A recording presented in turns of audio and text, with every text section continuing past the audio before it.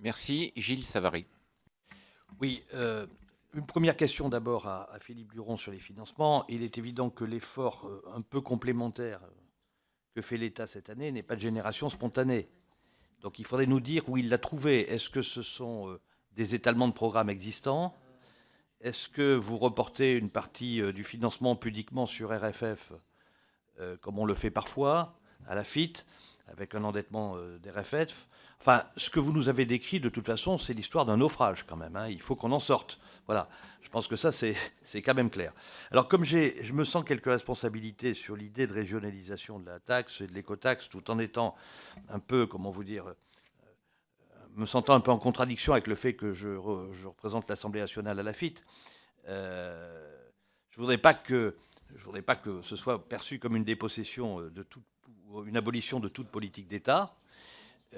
Moi, mon point de vue, il était le suivant. Ça devrait s'inscrire dans le prochain mouvement de décentralisation, pas forcément accompagné d'une décentralisation matérielle.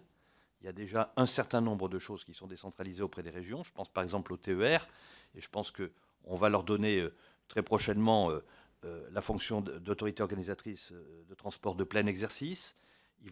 Les régions vont peut-être récupérer les bus et les cars interurbains départementaux de façon à éviter qu'il y ait des doublons, peut-être les transports scolaires, et les régions nous disent, voilà, et les régions nous disent, les agglos seront traités peut-être à part, mais enfin, et les régions nous disent, il me manque une ressource propre pour une responsabilité aussi grande. Bon.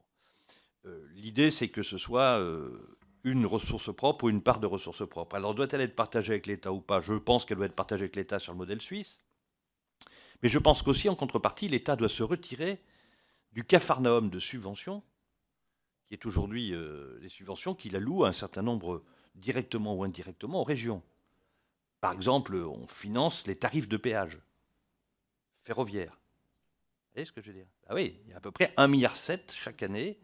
Alors, personne ne le sait, les régions disent l'État n'est plus là, mais si, on fait baisser les péages ferroviaires, plus sur le fret d'ailleurs que sur les TER, mais à ce moment-là, je veux dire, il faut que les régions s'assument. Et moi, si j'ai fait cette proposition, c'est parce que je crois beaucoup au principe de responsabilité dans la gouvernance publique.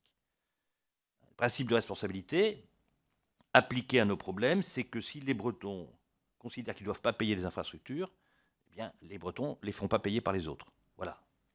Et donc, ils bénéficient d'une ressource propre qui leur permet de financer les infrastructures s'ils le souhaitent, ou de les laisser dépérir s'ils le souhaitent aussi. Voilà. Et je pense que le principe de responsabilité est quand même important. Pour le reste, je pense quand même qu'il faut garder un réseau national, et il ne faudrait pas qu'il y ait d'ambiguïté sur le sujet. Je pense par contre que la décentralisation de 2004 des routes nationales, de certaines routes nationales au département a été très mal faite. Elle aurait dû constituer au moins un réseau d'intérêt régional. Car il y a des ruptures maintenant de continuité d'entretien sur des routes qui étaient des routes importantes et qui sont notoirement supradépartementales. Voilà ce que je voulais dire rapidement, mais je ne voudrais pas qu'il y ait d'ambiguïté dans mon propos. Je voudrais terminer sur quand même une interpellation de méthode, Monsieur le Président. Depuis qu'on a commencé à travailler, on rivalise d'opinions les uns et les autres, hein. Un peu d'opinion de comptoir, hein. On essaie de faire des efforts pour avoir de l'imagination. La question, ça serait de savoir si on peut faire des commandes d'études quand même. Parce qu'on ne pourra pas continuer simplement à... Moi, je veux bien regarder, je veux bien être d'accord pour la régionalisation, mais j'aimerais bien qu'on nous fasse des simulations de 3 ou 4 modèles de régionalisation. Je veux bien qu'on dise que la Bretagne est très périphérique, mais j'aimerais savoir où vont ses poids lourds, par exemple. Vous voyez, puisque tout ça, non, mais non, très sérieusement, parce que c'est bien gentil d'avoir des revendications, mais à un moment donné, il faut les objectiver. Et je trouve que l'on est un peu en lévitation, dans des propos assez généraux, où chacun a son idée, plus ou moins créative, mais sympathique, mais je me demande, alors à moins que ce soit fait, mais je pense qu'on devrait faire des commandes. Autrement, on n'arrivera jamais ici à aboutir à une opinion fondée, informée, documentée. Voilà.